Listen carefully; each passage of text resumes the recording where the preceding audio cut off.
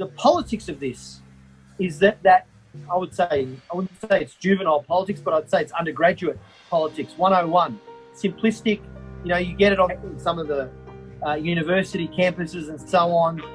You have to create an enemy and a boogeyman and fight that enemy. And Israel has been that punching bag for the left for a long time.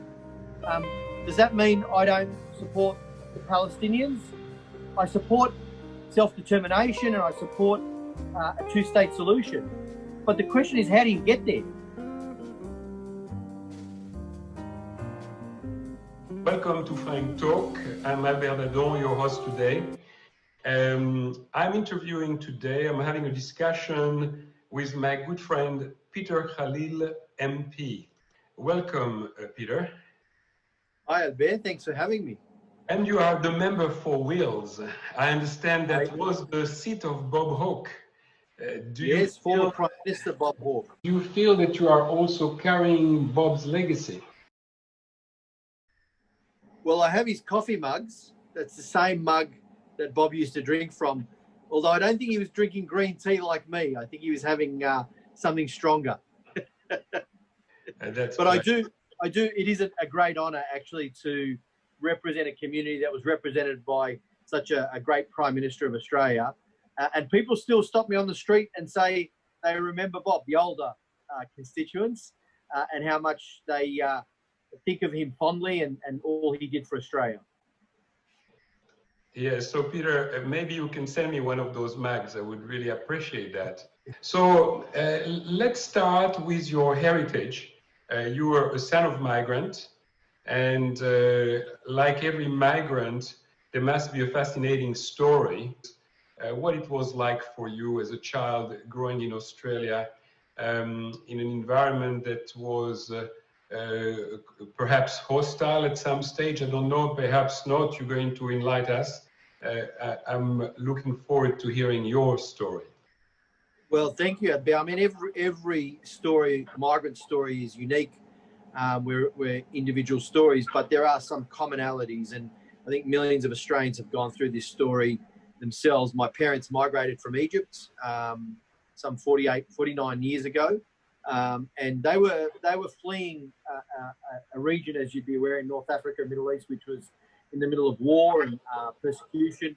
My father actually was fleeing because he wrote a book that was very critical of the communist presence in Egypt. The KGB and Soviet Union were very much pervasive across Egypt's political and communities at that time in the late 60s. And he got in a bit of trouble. He was followed by the secret police and so on. And he realized he had to get out of Egypt. I think he came to the place that was the furthest point away from Cairo, Melbourne, on the other side of the planet. And similarly, my mother's family left for similar reasons. My grandfather was, again, also quite antagonistic against the Nasser regime at the time and the Soviet presence. So they fled to Egypt. They met here, and I was born here. And my parents, even though they were very well educated in Egypt, my father was a lawyer, my mother was university educated, they became working class in Australia because, as you would know, the legal system in Egypt is like the French system. It's a civil code, civil system. So he would have to have studied law from the very beginning against practice in the Anglo system in Australia. And he ended up working at Australia Post. He worked very hard to give and my mum worked very hard as well to give my sister and I a better life. And the key of it was education, giving us an opportunity to get a good education. That was key. Because they wanted us to do better. They wanted us to actually have opportunities and to fulfill our potential. So they worked hard and sacrificed for us. I think that's a story many migrants face. They sacrifice for their children and their grandchildren to have a better life. And they all used to say to me all the time, Albert, everyone says Australia is the lucky country, but actually we're the lucky ones for being Australian because we're the ones that have been given this opportunity to give something back to the country that's given us so much. And yes, it was difficult growing up as a migrant, as a migrant from Egypt in the 70s and 80s in Australia. Racism was quite overt, much more in your face. But I think with hard work dedication, the doors that are opened by education, you can achieve anything that you set your mind to in Australia. And I think that's a story that many, many migrants have shown is possible. The possibility, the potentiality of this country, despite the struggles, despite the difficulties. And so, within a generation, I'm able to become a member of parliament, become someone, who has all these opportunities to give something back. And that's probably why I went into public service. I did work in the private sector a fair bit, but I did work in the public service at the Department of Foreign Affairs, Department of Defence. I spent time as a foreign policy advisor for Kevin Rudd. And I also spent time in the private sector in New York and think tanks like Brookings in Washington. So I was given amazing opportunities. And just to make a point about Bob Hawke, before he passed away, the last time I spoke to him, I said to him, Bob, what is the thing that you are most proud of that many people don't talk about as much with your time as Prime Minister? And he said, when he started, about a third of students finished year 12. But by 1990 or 91, when he finished, it was almost 80% who had been completing high school. And I said, Bob, I was one of those young people who finished year 12 in 1990, who were given an opportunity for a quality education. Even though we grew up in a housing commission and we were working class in that respect, the educational opportunities gave us a path to make a contribution to this country. And even though it was difficult, I'm proud to be Australian, proud to be able to make that contribution to this country that's given my family so much. And I know it's given so much opportunity to so many other millions of migrants that have come to Australia and called Australia home and been successful as well. So that's basically the short version of the story out there.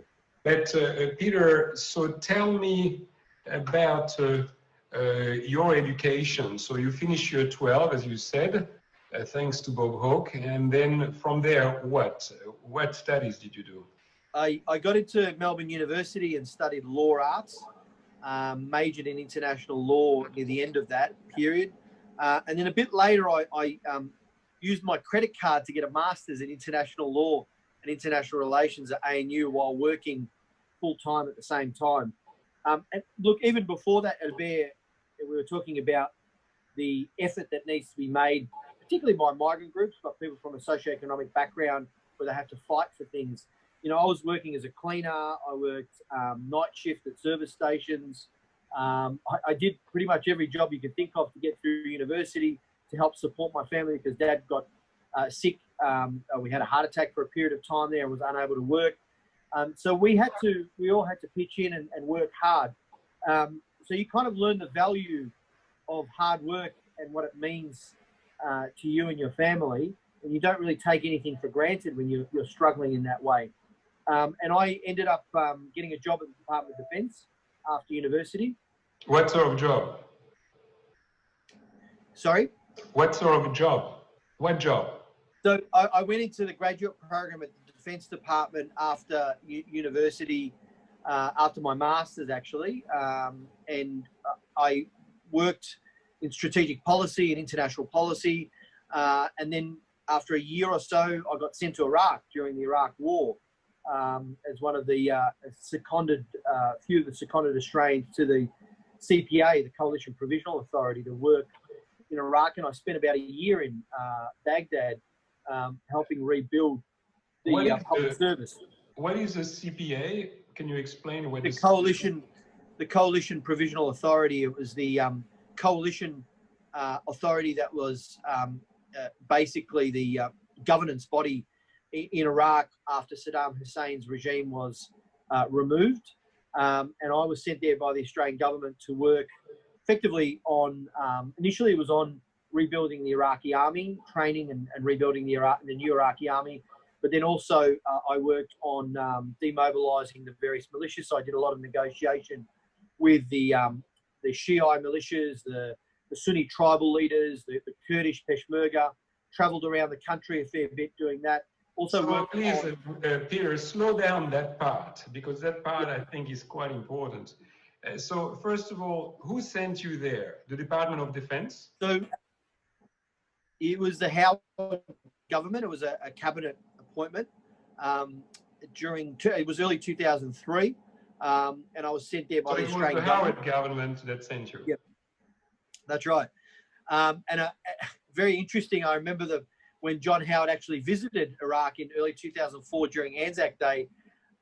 The ambassador came to me a month before and said, "Listen, we've got a very, very top secret visitor coming, and you can't tell anyone. You can't tell anyone who's coming, but the Prime Minister is going to visit on Anzac Day." Who was the ambassador? Who was the ambassador?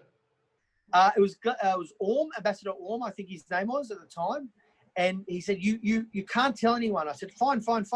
He said, but we need you to actually brief, because I've been working with the Iraqi president and the vice president and the national security advisor on a lot of these national security issues. After I'd worked on demobilizing the militia, I was tasked by Ambassador Bremer to work on setting up the National Security Committee of Cabinet. So I had a fair bit to do with the Iraqi Prime Minister, or the interim Prime Minister that was about to be appointed, as well as the ministers in the governing council. And so they said, you need to brief the Iraqi president of the governing council and the vice president, who are going to meet John Howard, on what Anzac Day means to Australians. Very important for our history, and you've got to explain it to the Iraqis before Howard meets them. I said, fine, no problem. I spent about an hour briefing the Iraqi president and the vice president and the national security advisor about how important Anzac Day was for Australians and our history, Lone Pine and Gallipoli. I thought I did a pretty good job out there, to be honest with you. Anyway, we go into the meeting, and Howard sits down. He's been told that he was going to open up and discuss Anzac Day and its importance to us. And he says a few opening remarks to the Iraqi president about how important Anzac Day is. Now, the Iraqi president of the governing council at the time was Masoud Barzani, a Kurdish tribal leader. He looked at Howard and he shook his head and he said, "I can't believe you lost to the Turks." And of course, Howard was shocked by this statement. And the senior Peter Cosgrove turned around and looked at me, and the ambassador turned around and looked at me. And at that moment, Albert, I thought that was the end of my diplomatic career. What have I done? But of course, if you understand Kurdish politics, you know that they have been fighting the Turks for a long time. And so that was a kind of a joke, which wasn't quite translatable, I guess, to the Prime Minister at the time. But in John Howard, who does have a good sense of humour, I spoke to him many years later about it, and he remembered that occasion. And funnily enough, when I worked for Rudd, Andrew Shearer, who's a good friend of mine, was John Howard's foreign policy advisor, and we would be at a lot of these functions together. And this was a couple of years later, it was in 2007. And we were standing there, we were saying goodbye. Rudd and Howard were saying goodbye to some troops that were on their way to Afghanistan. And I said to Andrew, Andrew, John Howard shook my hand and said hello. He looked at me really funny. Surely he didn't remember me from that event back in 2004. And Andrew turned around and looked at me and said, "Oh no, he remembered you." So he has a good memory as well. Oh, gosh. So let's go back there. When you were talking to the Iraqi president, were you talking to him in Arabic? Well, I spoke Arabic. My dialect of Arabic that I can speak and understand is Egyptian dialect, which they kind of understood. I picked up a bit of the Iraqi dialect, but of course the Kurdish, Masoud Barzani spoke Arabic as well. But isn't Egyptian Arabic literary Arabic? Egyptian Arabic is very well known throughout the North Africa and the Middle East, largely because of the film industry. Because all the movies in the 30s, 40s, 50s, and 60s, Egypt was sort of the Hollywood of Arab cinema. That's right, yeah. And film and music. And so everyone in the region understood the dialect, whereas it's very hard for us to understand the Iraqi dialect, which is very, very different. Different words, different way of pronouncing things as well. But I picked up a little bit of it and spoke English as well. With the other Arab leaders, the other Iraqi leaders, it came in handy. Sometimes you would do it in English, the meetings as well, because you had a translator in some of the meetings. So I dealt with a lot of the ministers, the tribal leaders, the Sunni tribal leaders, which I tried to get them to fight Al-Qaeda at the time in Iraq, get some of the tribal forces into the Iraqi security forces, as well as some of the Shia militia, which this is a whole other thing which is very interesting and has been going on for a long time. But the influence of Iran on some of the Shia militias was very, very prevalent even at the time.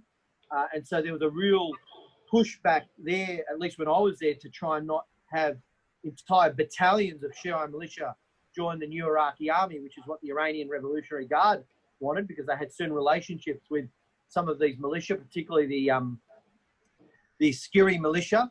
It's called the Supreme Council of Islamic Revolution in Iraq, which was headed up by Abdullah Aziz al-Hakim. And some of the other Shiite parties and their militias had also relationships with the Iranian regime. And so they were trying to influence even at the beginning there, the reformation of the Iraqi military and security agencies. And we were pushing back on that and trying to ensure that there was individual vetting and recruitment of soldiers and so on. So I did a lot of work in that space. Of course, after we left, all that got thrown out the window.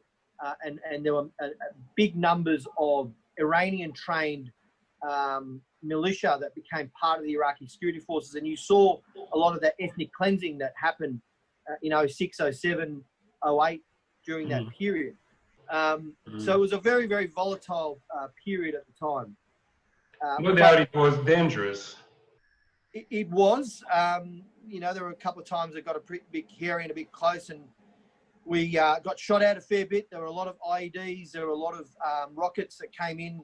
We were ostensibly in the green zone, at what was called the green zone then in the Republican Palace, and that got hit pretty much every morning. And I was in a little bunker, a prefab accommodation, which was out in the gardens at the back of the palace, which a lot of us stayed in. Very, very.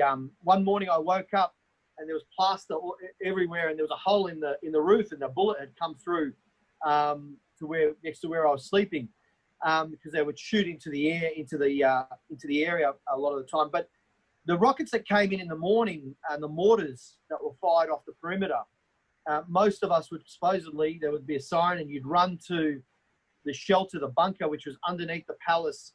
Saddam Hussein had a bunker underneath the Republican Palace, which had a cinema and all these other facilities. Of course, we were sort of huddled there in the dark with torches at 5 a.m. in the morning, from the most senior to the most junior, underneath there while the incoming. After about 3 months of this at Bear, I was getting a bit tired of running in my sleepwear to the bunker at 5:30 in the morning or 5:15 in the morning. And I asked one of the guys there, I said, what do you reckon the chances are of actually getting hit? He said, probably about 1 in 1,000. So I thought, you know what, 1 in 1,000, extra hour sleep, which one would I go for? In the end, I ended up going for the extra hour sleep, because we were working pretty hard there. We'd work from like 6:30 in the morning until midnight every night. And probably we'd usually finish the day. I used to smoke back then, so I'd probably go through a pack of Marlboros and some whiskey just to calm the nerves at the end of the day. But it was a very dangerous period, very volatile, a lot of hard work, and it was difficult. It was very, very difficult. How did you meet Colonel Mike Kelly? Oh, Mike, it was a great story, actually. I met Mike in Iraq. I saw his moustache before I saw him, as he was walking across the lobby of Dallas. That's how we met. I started talking to him, and he said, "Oh, you're Australian? I'm Australian," and we became fast friends. Although one of the more dangerous things that happened to me in Iraq, we got shot at. There were rockets, there were mortars. We were in firefights a couple of times, but I could tell you what, I was probably not as scared as I was when I was in the car with Mike driving through the streets of Baghdad, because he's a crazy driver. And that was quite an experience. Tell us more. Explain that statement. Unpack it, please. Let's just say Mike was a very, very adventurous driver. So we get in the armoured Land Cruiser to go to a certain meeting somewhere in Baghdad or wherever we were going, and he was a crazy driver. It was scary being in the car with him. And I've been in parts of the Middle East like Cairo, and driven in Cairo, which is not that easy either. So, but fantastic guy, and his experience and his mentoring of me while I was there was just exceptional. And he's one of the great servants of Australia and our national security, and his illustrious career as a military officer in the Australian Army really is remarkable, what Mike has achieved during his career and his parliamentary career out there. He's been an enormous contributor. It's a real shame. I was very sad that he retired. I understand the reasons. I talked to him about it. But I said to him very selfishly, Mike, I wish you'd stay on. I'm going to miss you here. And for self-interested and selfish reasons, I want you to stay here in the Parliament with us. Also because of the amount of knowledge that he brings to national security and foreign policy and defence policy to the Labor Party. It was a real loss losing Mike to the caucus. I totally agree with you, Peter. So, Peter, you also met Lydia at that time. So how did that happen? That's right. My wife now, Lydia, Lydia was working for the US. She was sent by the US government. And she was working on the setting up of the new Iraqi constitution, on security issues as well. And she was someone I met in the course of our work. It was a very strange meeting because I was actually leaving the gym and I'm walking down the corridors of the Republican Palace, having done a workout. But I was wearing, for some of our listeners who know Australian football, I was wearing Australian football shorts, football socks and army boots, and a singlet. So I looked a bit strange, and that was the first time I ever met her. So I don't know whether that's what did it or whether I overcame the first meeting, but we became friends. We worked together on a lot of issues while we were there. We travelled a bit to various, locations around the country on some of the projects we were working on around the militia negotiations and the leadership of the militia. You could say that it was a very unconventional courtship because it was in a war zone. Most of the restaurants we went to in Baghdad ended up getting blown up by suicide bombers. Not when we were there, obviously. We were lucky, but they really did get shut down or blown up. And so it was a bit of an unconventional romance.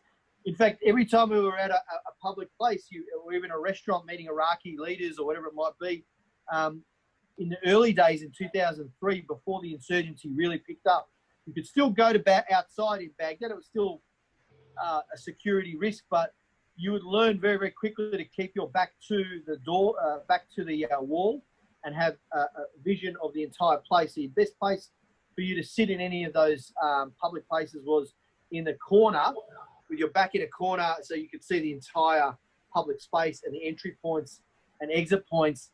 And you become very, very aware. Your senses become very, very, very hyper aware of your surroundings. So much so that I found it quite difficult coming back from Iraq, just walking normally in the street. You know, having been in Iraq for almost a year, you really your senses do change in your threat environment, if you like. But so Lydia and I, sorry to get in. Your story with Lydia is quite extraordinary because it feels like a Hollywood story. I mean, you could sell your story to a Hollywood producer, I'm sure. I mean, the other side of the story is that both you and Lydia are Egyptians originally, and you are both Coptic. That's right. And it was just one of those things out there. We met in a war zone in Iraq. She was working for the US government. I was working for the Australian government. We became very close and good friends. I must say I was the one that was consistently pursuing her, particularly initially when she would receive care packages from her home, which had very good food in there, which I would come down to her office to get some of it. But it was, I suppose, an extraordinary story because we worked on some remarkable things during our time in Iraq.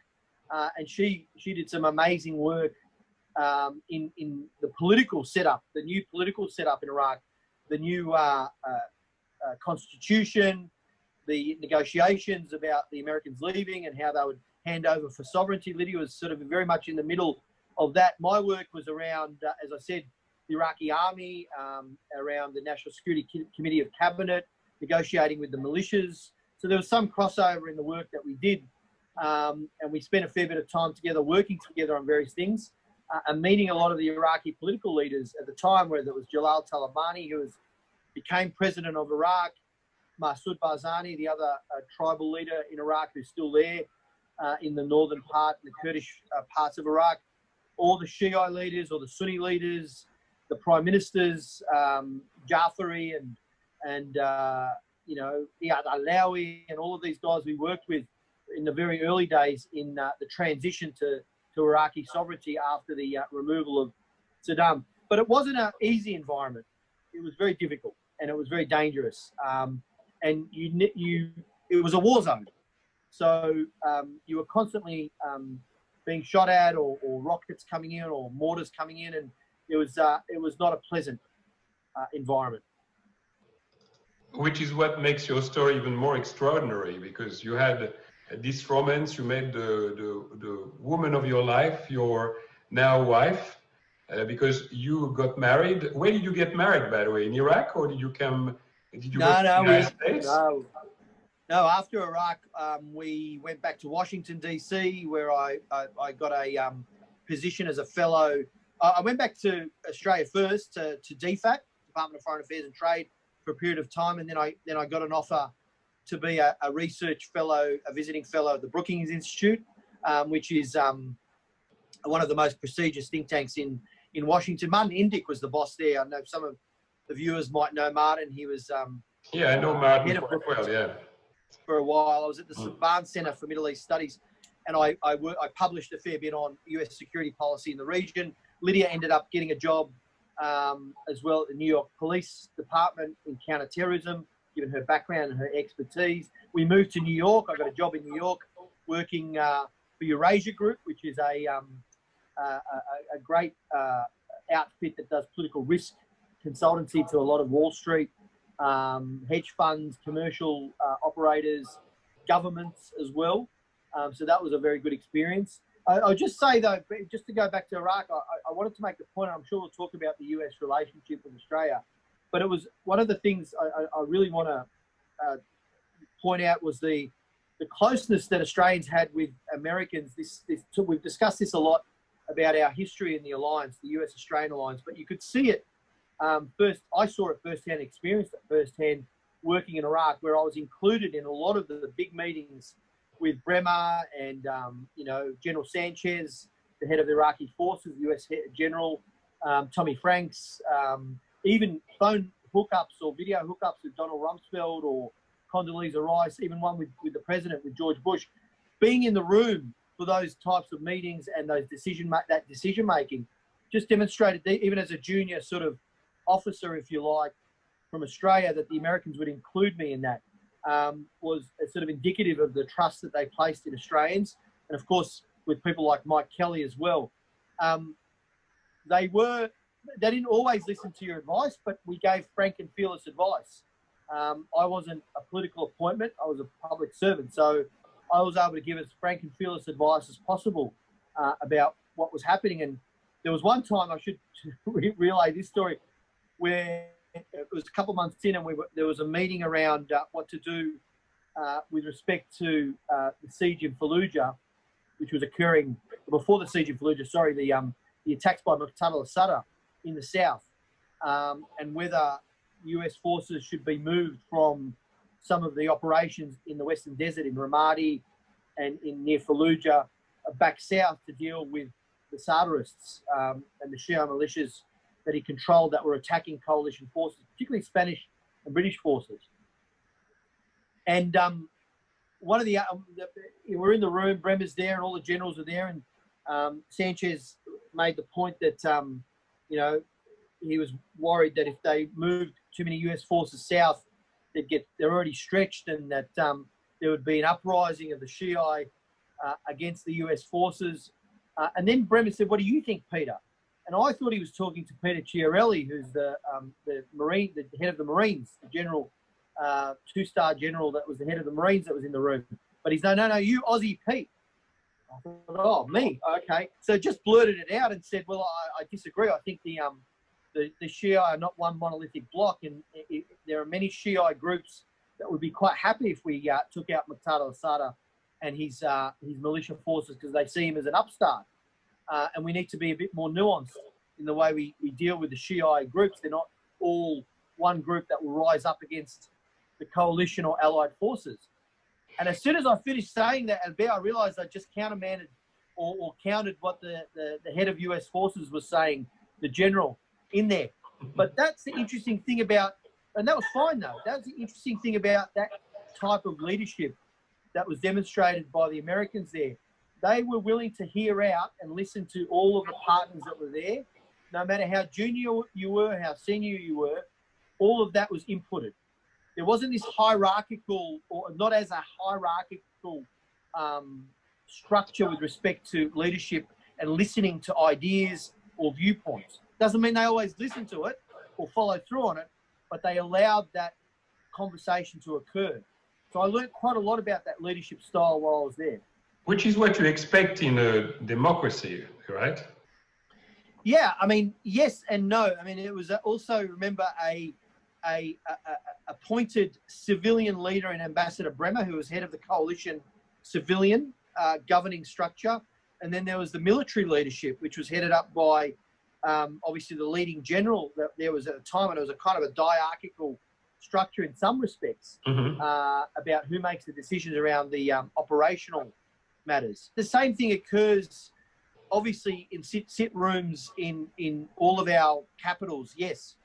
And in the end, the democratic leadership does have the final say around operational, not around operational matters, but certainly around strategic matters. And sometimes they leave the operational decisions to the military leadership. The point I was making was that there's a real willingness to listen to different viewpoints in formulating a decision, before coming to a decision. And that struck me as really interesting, because I didn't have that experience as much in our in the Australian context, where it was a bit more hierarchical, and I think the British structure is even more hierarchical in that context. Yeah, the Israeli structure is very similar, and the reason for it is that it's the only way not to tunnel. Sometimes when you have a logic in your arguments, what happens is that the logic of your arguments may also make you disregard all other point of views. And by listening to them and opening up, it's one way to avoiding the black swan effect, as Nissim Taleb would put it. Yes, that's right. So very interestingly though, when and where did you get married? Oh yes, I'll come back to that. We got married in Melbourne, actually. We came back we were living in the US at the time, in New York, but we came back and had the wedding in Melbourne in 2006. Got married at St. Mary's Coptic Church in Kensington in Melbourne, which was the first Coptic Orthodox church in Melbourne, and was also the place where my parents got married, and they were the first Coptic wedding in Australia, in Melbourne, back in 1971 or 72, I think it was. Wow. So it was great to do that, be able to do that, and we had a reception at the National Gallery of Victoria, so a very Melbourne wedding. Is that the St. Mary church near the college, where you've got a Coptic college? No, that's a different one. St. Mary's in Kensington. Yeah. Oh, I see. Okay. One of the oldest churches. Yeah. And now you've got some kids now. 2 children, a son who's 7 and a daughter who's 5. Time flies.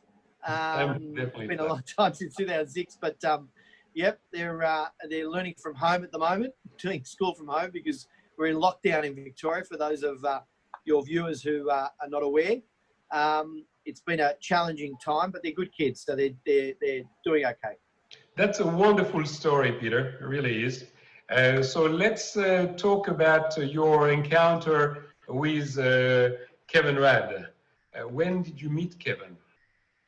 Well, I actually met Kevin in Iraq in 2004. He came to visit as the shadow foreign minister at the time, and I was asked to give him a briefing on what was happening. And I remember thinking at the end of the briefing, this guy's quite smart. you know, he might be leader of the Labor Party one day. I should keep in contact with him.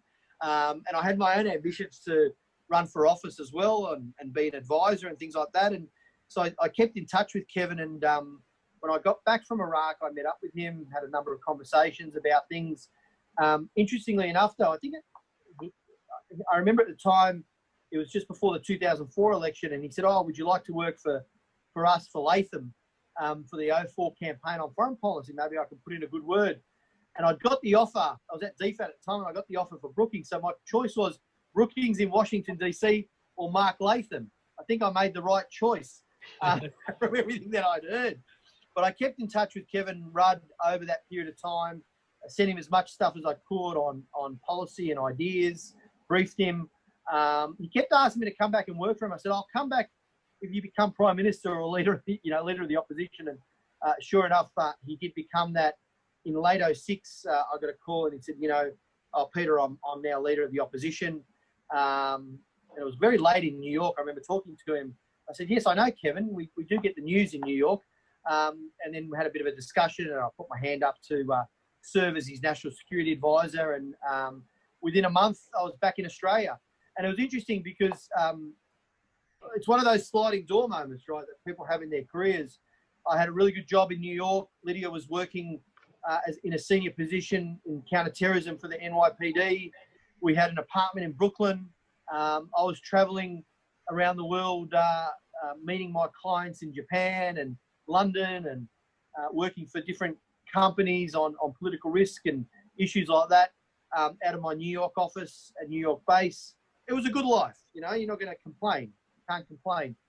We put in the hard yards, obviously, in Iraq and all of that, and we were doing interesting work in New York. So it was a big decision to take the job as a foreign policy and national security advisor for Kevin Rudd. A big risk as well. Wasn't sure that we were going to win that election in a couple of months' time. It's always a gamble. But I think one of the things that was going through my head as there was this, again, the point I made about public service is giving back to Australia. And I always was never really driven by the money or anything like that. It was always about making that contribution to Australia's national interest. Why? Why is that? Why did I have this thing? Well, apart from what my parents taught me, I think the other thing that kind of struck me over time in the work that I did was that I really wanted to make. I was very lucky to be an Australian, notwithstanding all of the difficulties that I talked about early on in our struggle as a family to make it. But I was also very conscious, very cognizant of the fact that I wanted to contribute so other people can have that opportunity. So Australia can be even a better country than the country that gave me such an opportunity, that we can make our contribution as well on the international stage. That drove me a lot, that I think Australia can still do much, much better on the international stage. Everyone keeps talking about us being a middle power. We are, in many respects, I think, underutilising our foreign policy and diplomatic skills. We could do more. We could play more on the international stage at the higher levels. I think that started to change. That provincial attitude where we don't get involved in the big issues is starting to change. As many of us who are pushing for a more ambitious foreign policy as well. And that was the context where I wanted to work to be part of that with Kevin Rudd, whose expertise was in foreign affairs, as you all know. And I thought this will be an exciting period for Australia if he wins and becomes Prime Minister, because he's very activist on foreign affairs. And I'd spent, obviously the last couple of years since I met him, being in contact, providing him with my ideas on foreign policy and briefings and so on. So I thought there was a real opportunity there for Australia to take its place on the international stage as a foreign power, a middle power in the region and in global politics. And so I made the decision to go back and work for him. And within a month, I was in his office in Queensland, talking strategy about how to beat Howard. And how long did you work for Kevin? You went through, I believe, the opposition time, and also as he was Prime Minister, he was still his advisor, right? Yeah, for a short period of time. unfortunately, this is where the story starts to unravel a bit. And I think I'm not the only one there, but maybe I was a bit of the canary in the coal mine. But look, I mean, I was taught in the public service to give frank and fearless advice, which I did. And I did my best and utmost in giving that advice to Kevin. Suffice to say that after a short period after we'd won, I was kind of iced out of the Prime Minister's office, the PMO. I think I was the youngest and shortest lived foreign policy advisor to a Prime Minister. I did a short stint with the Defence Minister at the time, Joel Fitzgibbon, and then I moved on back into the private sector and university. Look, a lot of people have written about this and talked about this and the difficulties in the Rudd administration, as it were. But it doesn't matter, Peter, what they write. You've got your own story to tell, so don't worry about what they wrote. I haven't really felt the need to. First of all, I'm certainly not defined by the year and a half that I worked for Kevin Rudd. I worked as an advisor for a year and a half, basically, for Kevin and for the Defence Minister just after that. I have a much longer career that spans almost 20 years in foreign policy and national security. So I didn't feel the need to write my memoirs about a year with Kevin. What I would say, though, is that the anger and frustration and I think disappointment that we all had that there wasn't a longer period of time where the Labor government could have been in power, both Rudd and Gillard, and the way it played out was a real disappointment, I think, to many of the people that supported Labor at the time, because it could have been so much better there. There was such an opportunity there, a mandate in 2007 to take Australia to places that, particularly in foreign affairs, which I thought would have made a huge difference to people's lives and to the region. And it was just almost like we wasted those opportunities. Now, Give me an example. Can you give me an example? Look, the way I thought foreign policy and national security needed to work was a long-range, strategic and serious consideration on policy positions. Now, I understood in opposition that we had to be flexible and agile, and the media was really, really important to win the media. But there was a really strong obsession with winning the media of the day, the 24-hour media cycle, if you like. Now, and I understand that kind of was the reason Kevin's success. He was able to capture the zeitgeist and win that the media each day and every day and build upon that. But in government, you're governing for the long term, really. And what you do and what you announce has ramifications in 6 months' time, for our relationships. It can't just be to win the media that night. Mm-hmm. So there was a bit of clash around a lot of these things. My view is more of that strategic outlook on issues where you needed to, think things through and think more strategically. And unfortunately, the focus there in the office and the government was far more short term. That's my view. People will argue that that's not the case. That's for them to say. But it started to unwind a little bit anyway from an objective viewpoint from the outside, as everyone saw. Even things like making the announcement around the Asian Union, if you recall that, something that Rudd made an announcement on and sent out poor old Dick Wolcott to sell it. And it wasn't really, it was a kind of a media moment, almost as a distraction for other issues rather than being something well thought through and engaging with the countries in the region about it, building up support with stakeholders, all of the things that you think you do for a long-term strategic objective. If you're serious about a policy outlook like that I don't think necessarily happens. So there are others who've gone into all the micro detail about that. I would say that it was disappointing. I felt from my personal level, being iced out as a foreign policy advisor to the Prime Minister at the time, I thought it was me. Have I done something wrong? Did I not, do a good job and so on? And very quickly I kind of picked myself up and realised it's really not so much me. I did everything I could. I worked hard. I worked exceedingly hard. And I thought I provided frank and fearless advice and good advice. It was more, I think, the structure of that office and the way they went about it that I didn't fit into. And so after a while, I kind of realised that it's not a reflection on me. And while I was unemployed, Albert, sitting there not doing anything. I Did picked myself up. you resign, or did Kevin fire you? Well, look, I was pushed out of the, I think it was probably fair to say that I was pushed out of the office. By Alistair Jordan, no doubt. Well, pushed out of the office into the Defence Minister's office for a while. So and that wasn't working. And so I left, and it was deeply disappointing at the time. But I picked myself up. I got a job working with a good friend of mine, Alan DuPont, at Sydney University in the Centre for International Security Studies. I actually put together curriculum on national security courses for senior public servants, which I delivered. Well, I recall that, but before you jump there, I met you around the time when you were working with Kevin, if you recall, and then I invited you to come to Israel on a trip with me. That was just before the dialogue. We were kind of formulating it at the time. And if you recall, you arrived in Israel, and at the airport there, the security gave you all sorts of grief.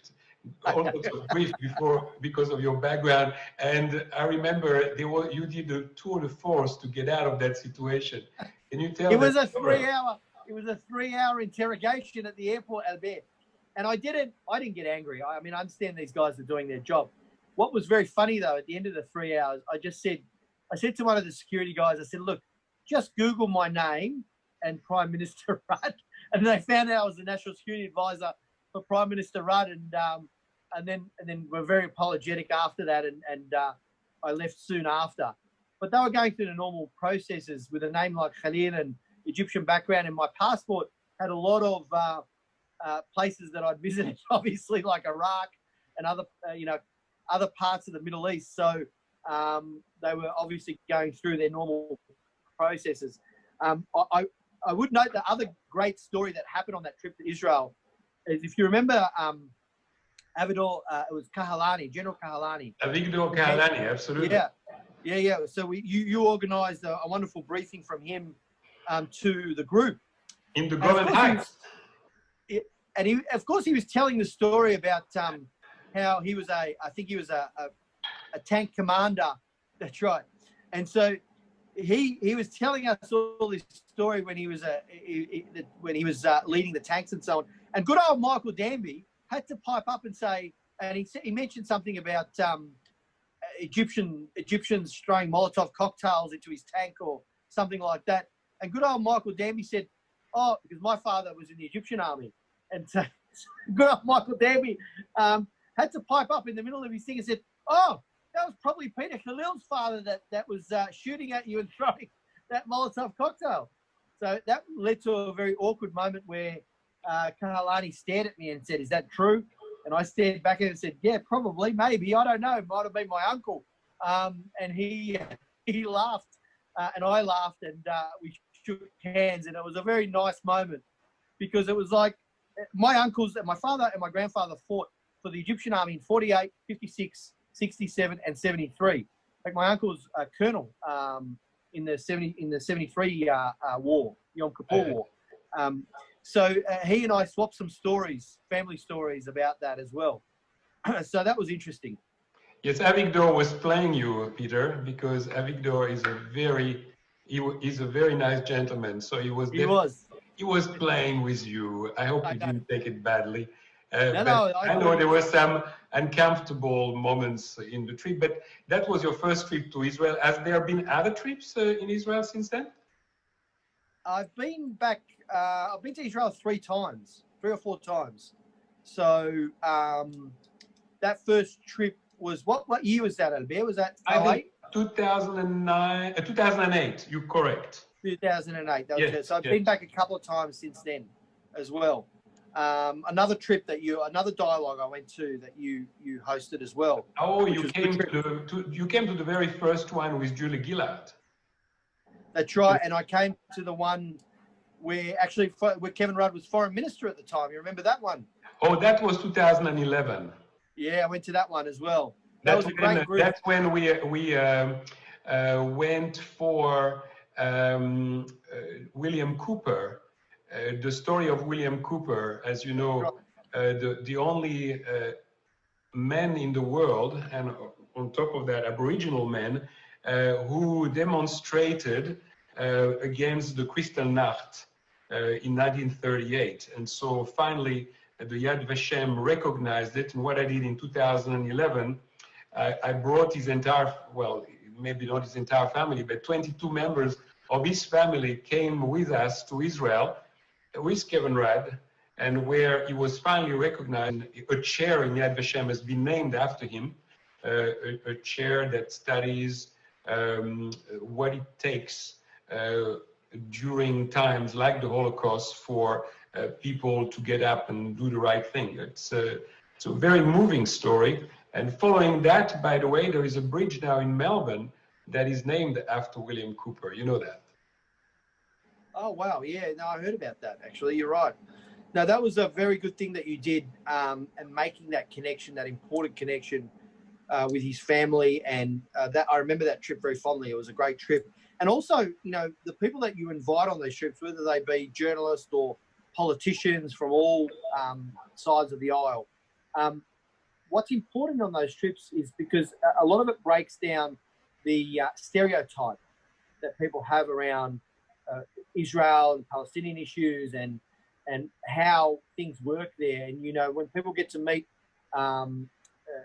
Israelis in that context who are living this day to day and understand the complexity of the issues, and meet the Palestinians as well. I mean, we went to Ramallah, and we met with the PLO, and we met with a lot of the Palestinian leadership. People start to realise it's not as simplistic as you get with some of the very, very simplistic kind of narrative in some of the media and so on here in Australia, or some of the sort of undergraduate political argument that you get. It is a complex set of circumstances, and the Israelis themselves are much more nuanced and understanding of all of these issues in a way that I think surprises a lot of people.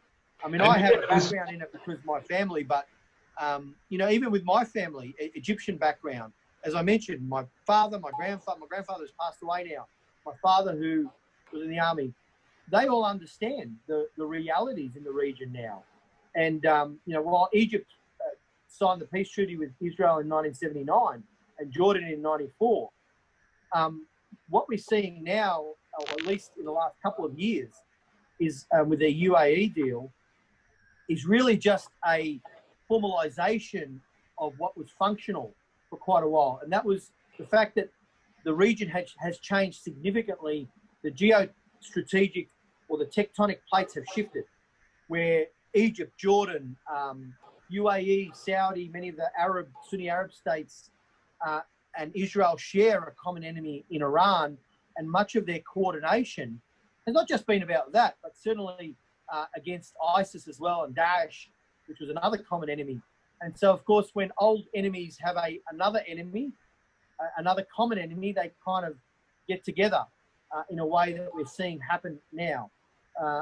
And so this has been happening for a while, you know, where, you know, we meet with people like, you know, the heads of the Israeli Interior Ministry and so on, who they talk about their coordination with the Egyptian security and intelligence that's been ongoing for many, many decades. You're seeing this happen in the region. That doesn't mean there's still not tensions and issues on these issues, particularly on what is a non-existent peace process, but the reality, the geostrategic reality of the region has pushed all of these states together to work together with respect to the challenges that they face in the region.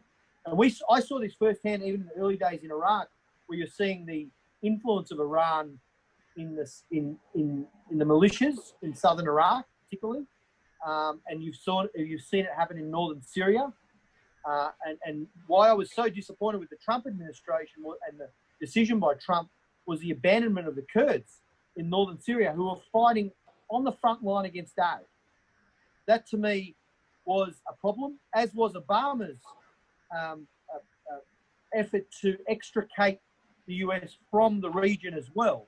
While I don't disagree with the motivation, which is for the US to depart from a region that has cost them blood and treasure for decades, I had an argument, I guess, with the manner of the extrication or the extraction, if you like. But again, you know, Australia, this is what I was talking about earlier. What role does Australia play in the Middle East? What role can Australia play in engaging on these big issues? And I think for a long time we didn't play a role, and now we're starting to emerge. And I hope that some of the things like your dialogue help in that 1.5 track diplomacy really assists that kind of process where people within the national security community in foreign policy are very much getting involved in these bigger issues that Australia traditionally hasn't. Yeah, so let's stay with the subject of Israel. So you understand Israel very much, and as a member of the Labour Party, I think you're one of the proponent of a good relationship between Australia and Israel. Yet many people in your party now have gone the other way, and they see Israel as the enemy. What sort of debate is there currently in your party? Now you don't have the Michael Denby is no longer present. Mike Kelly is no longer present. There are very few voices now that are left that speak for a friendly relation with Israel. So what's your view on that? Look, this is one of those issues, Albert, where, as you know very well, people can get dragged into a partisan debate, which is coloured with the historical legacy of this region and so on.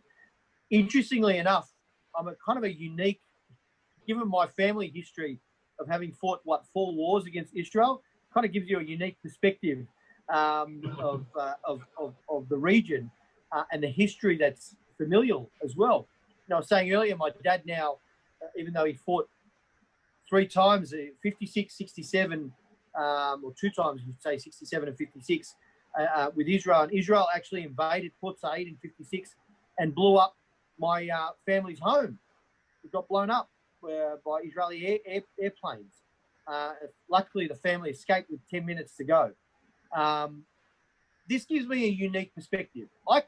Even knowing all of this history, and I do support a 2-state solution, although I see it is very much difficult to achieve, so far away over the horizon that it's almost impossible now, given the current circumstances. But it's something we should still aim for. What about the politics? You're asking about the politics of this. I've always said to people, it's not a matter of seeing Israel as an enemy or a friend. My first thing that I put in my as my guiding star is what's Australia's national interest. I'm an Australian member of Parliament. In foreign policy, I'm always putting our interest first. And it is in our interest to have a strong friendship and relationship with Israel, which is a democracy in that region, which we have a long history with. Doc Evatt, who was our foreign minister in the Labor Party, was obviously had played a critical role as well, not just with the UN, but also with respect to the establishment of Israel. Labor has a history there, which you know very well, and a proud history on this. And so it is in our interest to engage on that basis.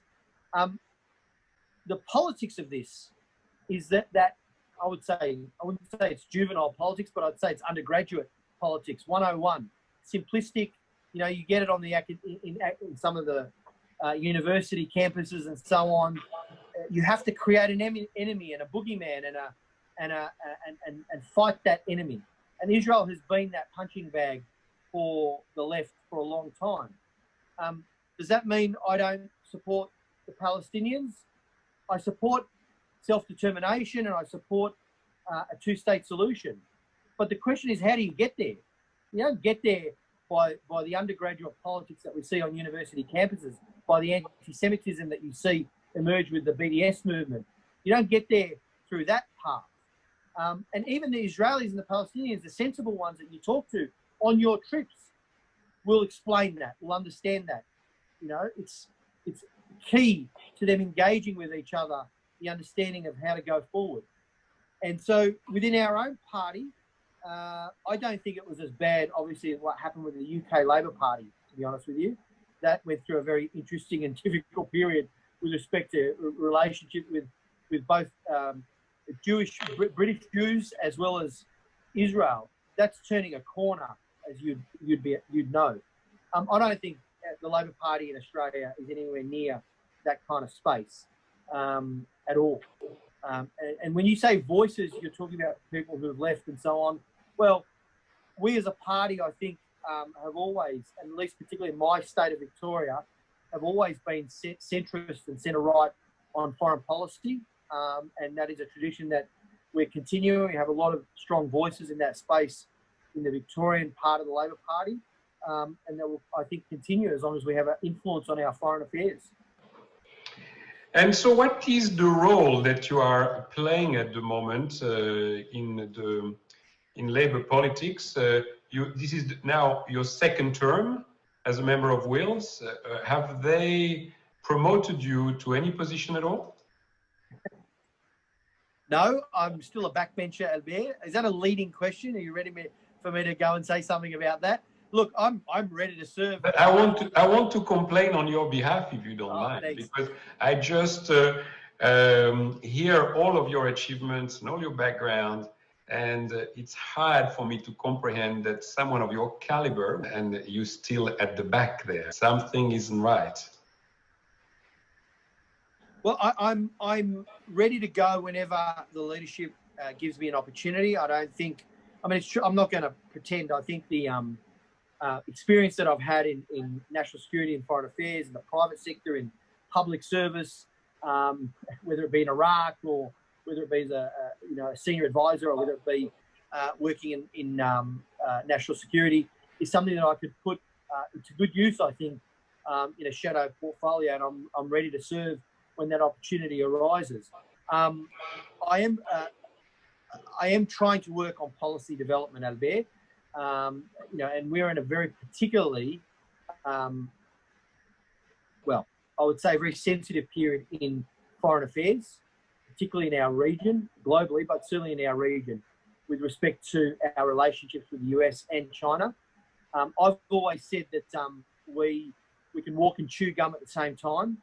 We can manage both of these relationships to our advantage, and we should, as Australia, we should be sophisticated. I've been very outspoken, of course, around human rights and China with respect to the Uyghurs. You were talking earlier about William Cooper and his family, and they're standing up for the Jews in Europe and Germany in particular, and what happened in the 1930s. Well, the international community has to stand up and speak on behalf of the Uyghurs and what's happening to them and the horrible persecution that they're facing. And we've seen evidence of this emerge. And I've done that publicly for the people of Hong Kong, for the people in Tibet, but also on issues around international norms and international security and the rules-based order around the South China Sea. I've spoken up on that as well, publicly and in the media.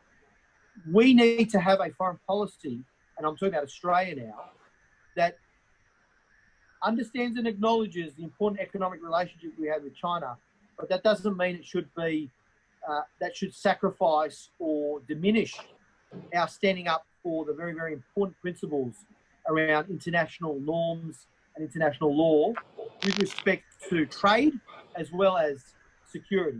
And I say that too because even the Trump administration has not quite lived up to what we would expect with respect to trade laws and trade rules. We, as a middle power, as a nation that is a trading nation over there, where 90% plus of our imports and exports go through the region, we have to have a region that abides by those international norms. It's in our interests. It's important for our prosperity that there's stability around the rules on trade. It's important for our security and our stability. And so we have to play a role. We have to actually step up. I was talking earlier about Australia playing a more prominent role. Okay, we have to actually be a leader. It's no longer the case that we are suffering from the tyranny of distance that, people talked about, and Keating famously talked about Australia being at the arse end of the world. That's no longer the case. We are actually in the centre of in a region, the Indo-Pacific, which is going to be critical for global security in the 21st century. And we have to play that role, a much more prominent role. And in the past, people have looked to the US for leadership. I hope that returns on the international stage. And there is some leadership that still continues, even in the Trump administration. I'm not completely critical of that. But there has been a tendency towards isolationism. Even in the Obama administration, the second term, I was critical of that. The lack of engagement in the Asia Pacific. It came quite late, but there was a lack of engagement there. We want the US involved in the region, but having said that, Australia has to play that role, has to do that step up. And I'm glad that the government's doing their so-called Pacific step up, but I've been calling for this for years, to play a more mature role, to play a leadership role in the region. And I've talked about the importance of middle powers like Australia working with other middle powers. And that doesn't just mean middle powers in our region like Japan and South Korea and even rising global powers like India. I'm talking even about engagement with France. France, for example, as you know, there has a strong interest in the Pacific, given its territories here. Macron has shown a strong interest. We need to be engaged with countries like France and the UK and other countries of that middle power ilk to ensure, and I call it the fulcrum of middle powers in some of the speeches that I make, that we are able to ensure that there is an abiding by those international norms around security and trade, because it's in our common interests for that to work. And that means either China or the US, frankly, staying within that orbit and not flying off too far away or straying too far away from that. And so on some things, the US is providing strong leadership, like Pompeo's comments around the need for elections to continue in Hong Kong, for example, and some things on trade, we've had to go to the WTO on it. And China as well is going through a very, very difficult period. And we're uniquely placed as Australia to play a role in shaping the future of the 21st century. And I think we have the capability out there. The question is whether our political leaders have the imagination, the courage to take that step. And it's kind of scary because, for a long time, Australian foreign policy was reactionary. And I say this for both sides of our politics. They were managerial. Oh no, we don't get involved in the Middle East peace process, for example. Why not? Why can't Australia be an honest broker in that? We have great relationships with Israel. We have good relationships with the Palestinians and the Gulf states. Why can't we play a role at a seat at the table to provide that honest broker role, if you like? Why aren't we there at the table? Similarly, in other parts of the big issues that are facing the globe, why isn't Australia there? There's been this kind of reluctance, if you like, for Australia to be one of the big boys, as it were, or big girls, if you want to be gender neutral about it. I think that's changed, and it has to change because it's about our prosperity, our security, and our stability in this century, which means whether it's a Labor government or a Liberal government, we have to step up to the plate and show leadership. This is why I've been critical of Maurice Payne. I call it MIA Payne. A couple of speeches here and there does not make a foreign minister. Get out there. Tell us what you want to achieve for our nation in the region. Where's the relationship building with India? Where's the security engagement with those countries? These are things that I think we need to be far more active in out of there. And I know I'm speaking very passionately about this. And the reason is I think this is critically important and people say, they always separate Australian foreign policy from domestic policy. And often Australian foreign policy doesn't win votes. And it doesn't become part of our political campaigns like it does in the US. That's changing too. Coronavirus has changed that big time. We are all interconnected. The foreign affairs, the foreign policies that we pursue are completely interconnected now. And how we manage that, how we lead on that, will have a huge impact on our potential prosperity, our stability, and our security in this coming century. So let me ask you about foreign policy of Australia. The Prime Minister seemed to have taken a fairly upfront and leadership position with China when it came, for instance, to the WHO. Do you think that it is wise for Australia? I mean, we saw the backlash with China that was very quick to be put in place. Do you think it's wise for Australia to take an aggressive stand like this, or is our role more to be a moderator in all sorts of ways? What is your position on this? Well, neither of those, Abed. Neither the aggressive stance, which is the beat up for domestic audiences, which I've been critical of, or the sort of moderator type role. No, I'll give you an example. On the example you raised about the WHO and an inquiry. Now, a week or 2 weeks before the Prime Minister made that announcement, I was on Sky saying there should be an international inquiry. But the way I couched it was to say Australia needs to work, not just with China, but with other international partners on setting up an inquiry, okay? Because the world needs to know about where this emerged from and so on, all the right reasons for it. Build up a coalition of countries, work with those countries to agree to that, and then work with China cooperatively to have that inquiry. But none of that work was done, okay? The way I described it was that Morrison jumped out of the trenches, I'm going to use a World War I analogy, went running through no man's land saying inquiry, inquiry, inquiry, and then looked over his shoulder and realised no one was running with him. Instead of spending a bit of extra time in the trench, talking to France, the UK, other countries, and saying, let's work on this together. Let's put this together. Let's work with China to have this inquiry so that it's acceptable to them as well. Do the hard yards diplomatically. Do the hard yards. Don't just announce something for a domestic effect. And this is my major criticism of the coalition government. There's a lot of their foreign policy. There's a lot of things we agree upon. We have common objectives in foreign affairs and national security. The criticism that I raise is around the implementation, the means, the mechanism that you get there. I think it was right to call for an inquiry, but I'm critical of the way you go about it. Now, I was critical of Malcolm Turnbull because I called him the Basil Fawlty of Australian foreign affairs. One moment he's kissing up to China and being their best friend. The next moment he's thumping his chest, talking tough on China for domestic purposes. As soon as you start doing your foreign affairs to win over some domestic audiences, you're going down a slippery slope. It's not in our long-term national interest. Now, that is where the criticism is. The strategic settings, whether it be around defence or the foreign, the geostrategic settings in our region, there's a lot of bipartisanship there between Labor and Liberal on these issues. There's some differences about how we go about it, and things that we would do a bit differently around multilateral engagement and so on. And, the Prime Minister Morrison talks about, he was very critical of negative globalism and so on. And then more recently, he was talking about the importance of international organisations. Well, which one is it? Because you can't have both. You can't have your cake or your whatever that cliche is, your piece of cake and eat it too, or your cake and eat it too. You either accept that international organisations play an important and critical role in the architecture of that international normative structure, the international law, the things that we abide by that are in our interests, or you don't, or you want to break them down, or you want to improve them.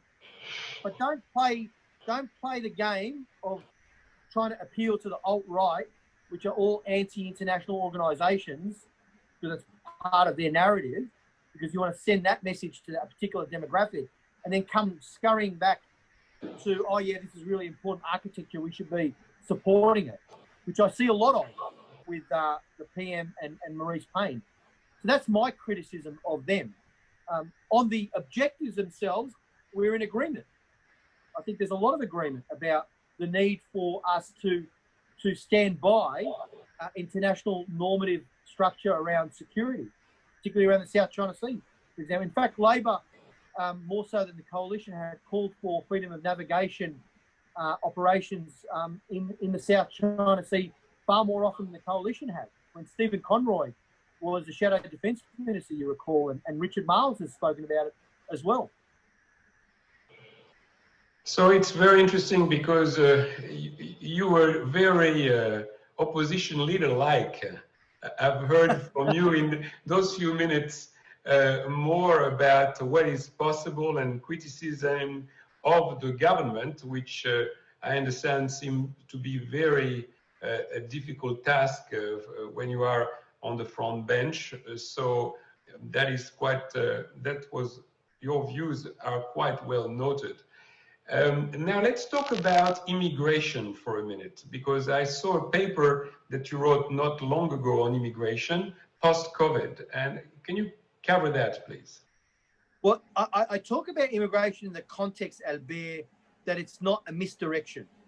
Because a lot of what the alternative right or alt-right or far-right use immigration for is a misdirection. It's a scapegoat. It's the usual kind of trope. It's the immigrant that's taking your jobs. It's the migrant or the refugee that's taking your job, and so on and so forth. When you and I know, and you yourself are a refugee and a migrant to Australia, look at how many jobs you've created. Let's rectify that. Yes, I was a refugee when I was 5 years old. No, it was not in Australia. It was in France because my parents were leaving Morocco, and Yes.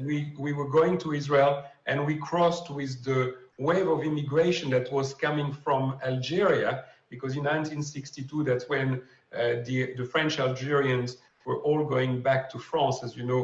The Pied Noir. Well, the Pied Noir and all the stories that happened around the time. And I found myself at 5 years old waiting for the boat that took about 3 months to arrive in what is called the Camp d'Arenas in Marseille, in the south of France, and we were on our way to Israel. And so that's my story of a refugee, not in Australia. Sure, but you're a migrant to Australia. Definitely. So whether you're a migrant or a refugee, how many jobs have you created since being here, Albert? The entrepreneurship that you've demonstrated. Many thousands. How many hundreds of thousands, millions of migrants have set up small businesses, worked hard, created jobs, built the economy? You know, I'm sick and tired of hearing politicians, particularly Anglo politicians, who crap on about how great the food is. Well, migration to Australia is not just about food, okay? It is about the values of hard work, the ethic, the work ethic that migrants have brought to this country, their values, their culture that they have distributed to this country in the arts and academia and thinking and music and in their businesses, which has created jobs, which has created economic, which has been the driver of economic growth. It has been the driver of cultural growth in this country. That's what migration has brought, not a souvlaki or a spaghetti, okay? As good as that is, or a kebab or whatever. It is about so much more than that. And it you know, this one-dimensional, I think, frankly, insulting view of immigration where these politicians get up at some festival and say, look at how wonderful the food is or how well dressed they are. Look at those lovely colors of the dress. That's not what we're talking about. We're talking about my parents. We're talking about your story of migration to Australia. We're talking about millions of people who have come to this country and who have built a life and have actually helped build this country into the wonderful egalitarian country that it is. That has been a force of good, a force that has been a driving force towards economic growth and prosperity in this country. And migrants and refugees that come here create jobs. They spend money. They start businesses. So that's my starting point. The misdirection that you see from some members of the coalition as well, that is anti-migrant, is about the old tropes, oh, the migrant or the refugee is taking your job, they're bludgers, they're on welfare and so on and so forth.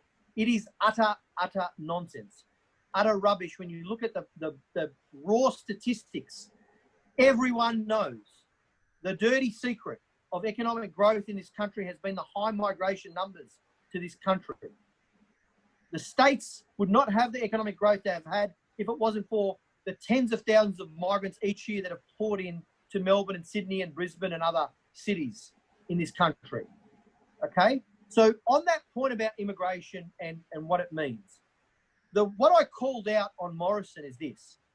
And Morrison, in my piece in the Herald Sun and the interviews I did on 3RW, Morrison likes to talk about, he sends that misdirection message to a particular demographic. You know, oh, look at me, I'm going to reduce migration and get rid of the congestion in Melbourne and Sydney. That's code for the anti-migrant message that I was just talking about. He won't say it openly, he's not that silly, but he'll say, I'm reducing migration. Just before COVID, he made this announcement saying, I'm reducing permanent migration by 10, 20,000. I'm congestion busting. Hello? Do you know where the congestion comes from, actually?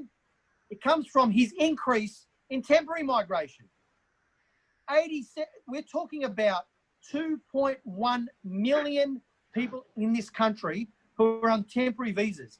They're not like you or I or our families who came here as permanent migrants. They've been given temporary migration visas, temporary visas, guest workers, effectively, right?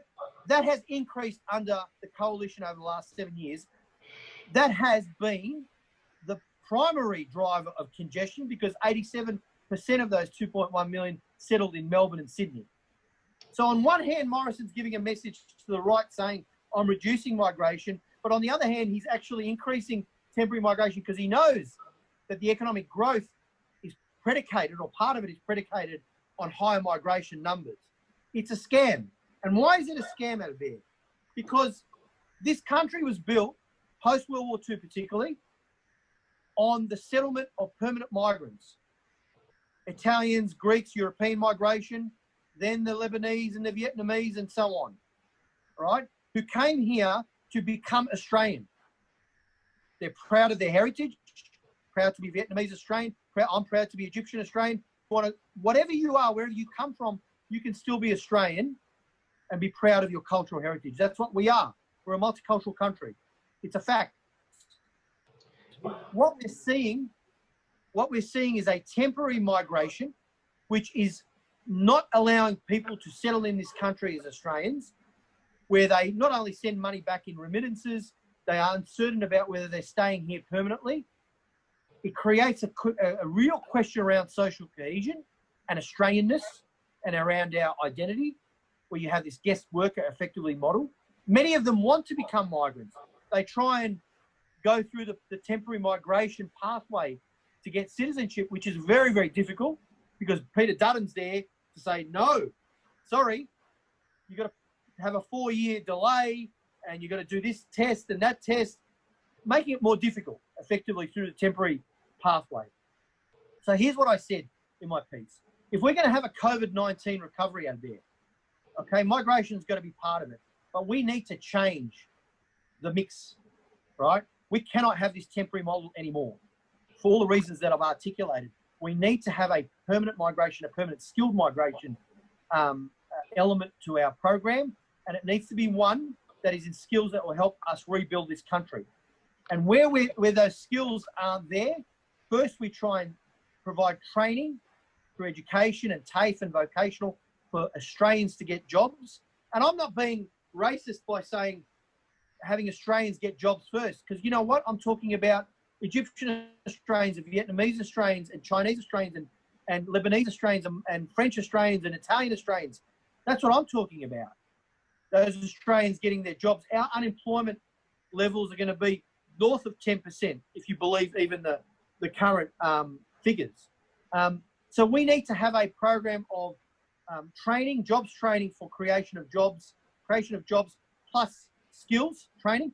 And where those skills can't be met, a skilled migration program that is permanent so that people become Australians. And there are millions of people that want to come to this country. What about all the people in Hong Kong who could provide that entrepreneurship here and build businesses here and bring their skill sets here?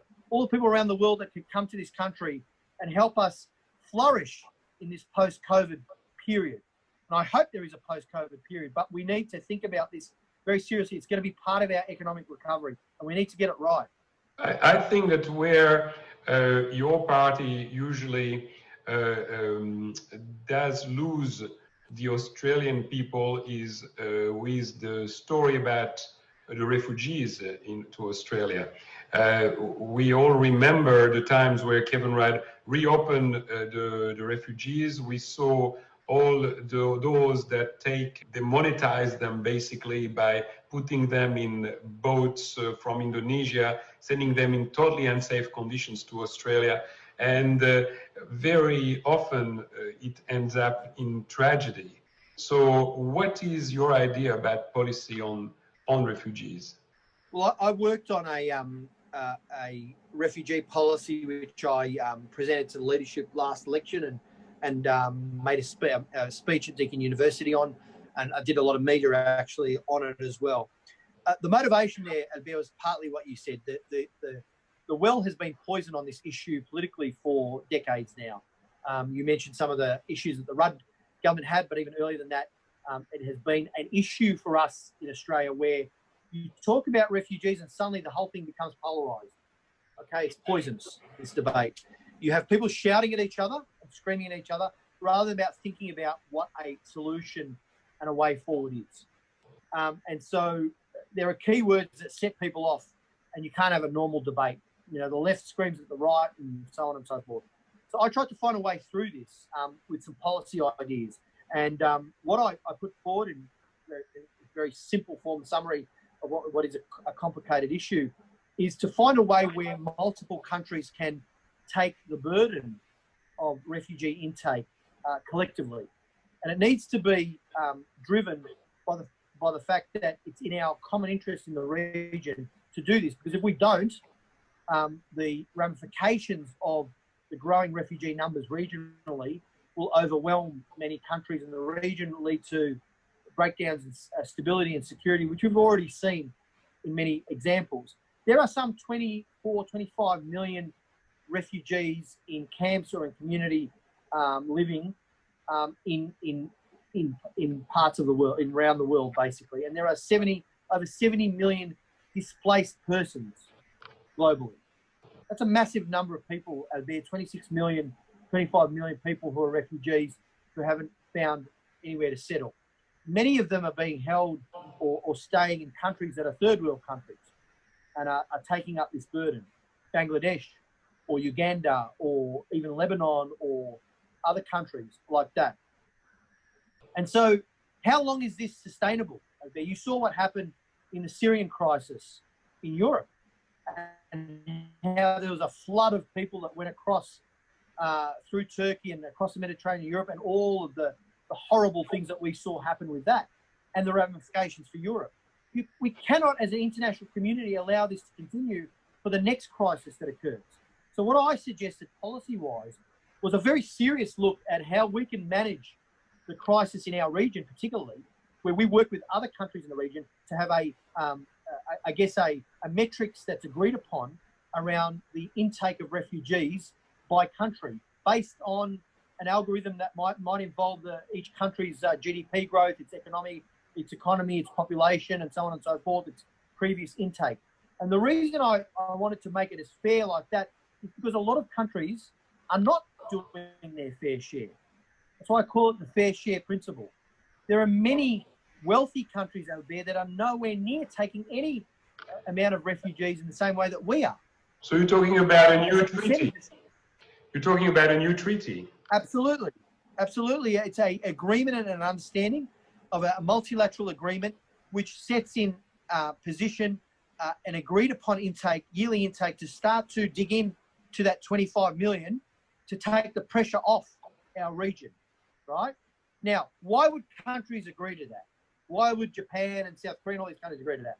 Well, there are different ways to do this. If they are not prepared to take the intake that would be commensurate with the algorithm, if you like, they can replace that with a financial contribution that helps in the resettlement of this. So it can fund some of this. I assume many of the very rich Gulf countries may opt for that. That's one of the options that I've put in this policy. Well, Japan would, because as you know, Japan doesn't take any immigrants.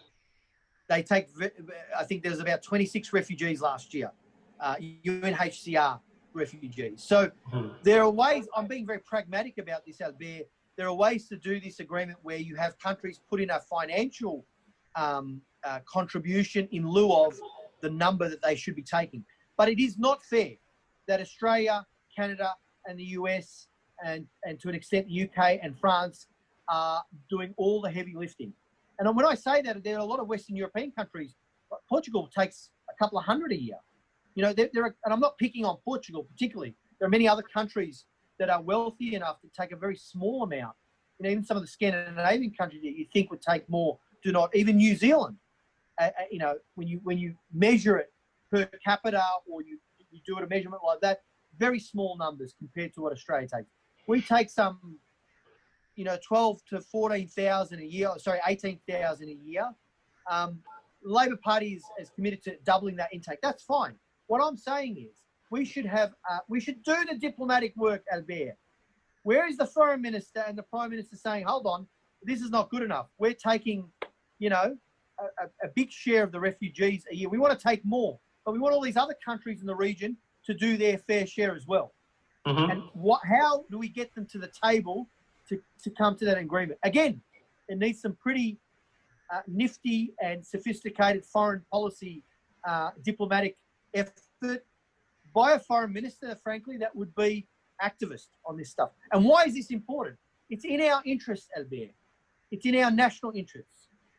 We touched on the domestic debate about this that has poisoned our politics for so long, right? Mm-hmm. Well, let's leapfrog this. Let's get around this and find a way where we can actually start taking significant numbers of refugees being resettled globally through this agreement. Now, that'll take a couple of years of work. I'm not denying the work that would be required. It would require a foreign minister and a prime minister to put it front and centre and say, this is in our national interests. This is in our regional interests. We need to make this work. We've done it before, Albert. We've had ministers who have, and Australian foreign ministers who have been in the lead. The Cambodia peace plan. I mentioned Doc Everett in the UN and Israel all those years ago. You know, this kind of thing happened. The Canberra Commission on nuclear disarmament. There are many different examples where Australia has played a prominent role in foreign affairs, and we can do so again. This is just one example of where we could do that for a real positive for us domestically, but also internationally. So, Peter, I'm going to ask you one last question, and it's about the policy of Daniel Andrews in Victoria and their treatment of the commission housing. You saw how the Premier basically locked down the commission housing first before declaring a lockdown on the whole state 2 weeks later. What did you think of that treatment? Was that fair? I mean, I don't want to, this question is maybe loaded, but I would like to have the opinion of someone who grew up in a commission house. It's not loaded at all. You know, this business about not being able to ask legitimate questions or pertinent questions, or even be critical of your own party or your own government, regardless. People are sick and tired of that. I don't play that game. I have been very open in my views. Even within my own federal Labor last year, I went out very publicly and called for tax cuts for the middle class and the working class. And, you know, that wasn't particularly what my party was doing at the time, but after the last election, I was all over the media doing that. And similarly with the lockdown of the high-density housing in the towers, I was very public and very outspoken about my views about this. Now, I understood, I'm not a medical expert, but I didn't second guess or question the state government's medical advice and the fact that they needed to do a very strong health response.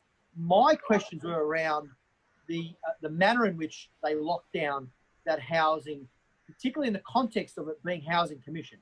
And so, as you said, I grew up in a housing commission. It made me quite angry because in many respects, and this is both Labor and Liberal governments for decades, people living in public housing have been rendered largely invisible out there. And the coronavirus has shone a light on the disadvantage that many of these people experience, structural disadvantage, if you like, who live in housing commission in high-density towers. And there was an opportunity to talk about that because Labor, Liberal, they have overseen a reduction in spending on public housing as part of our housing stock. You'd be aware of some of these statistics being in that field. It has dropped significantly since the 90s and been on the decline. Why is it important? Why is social housing important? Is it because it provides, like education and access to education, for the new migrant, for the socioeconomically disadvantaged a baseline from which those families can launch from through their hard work. They're not asking for any extra favours or handouts. Education, healthcare, housing.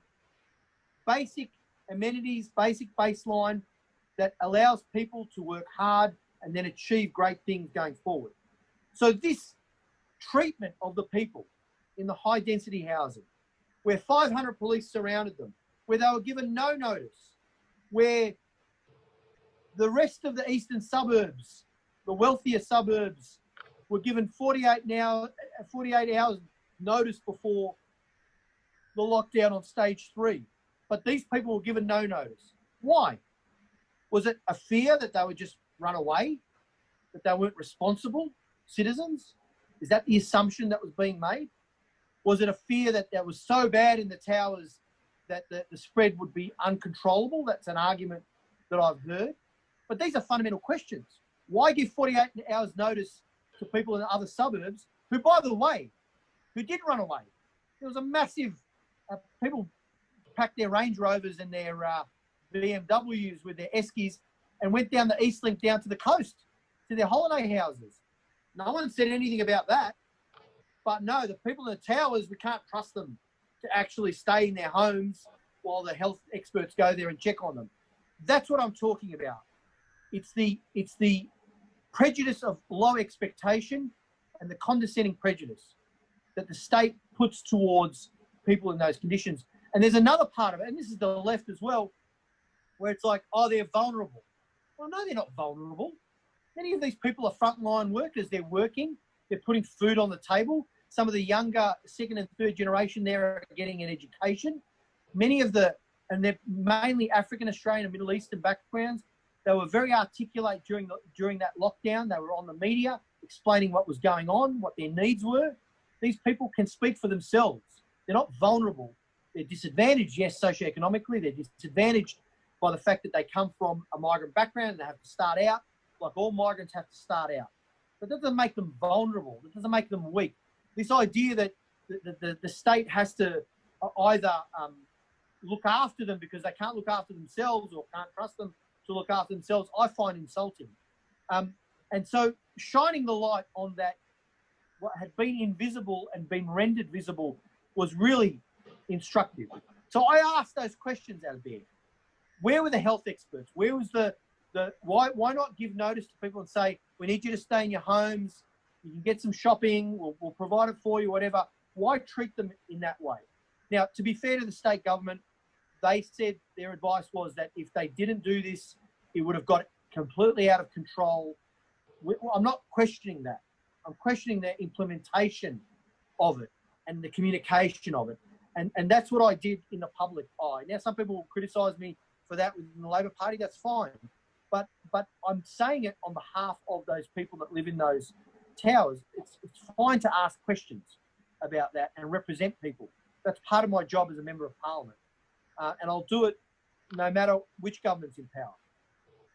That's great. Peter Khalil, I want to thank you, my friend. Yeah, no, thank you, Albir, for the opportunity. I really appreciate it.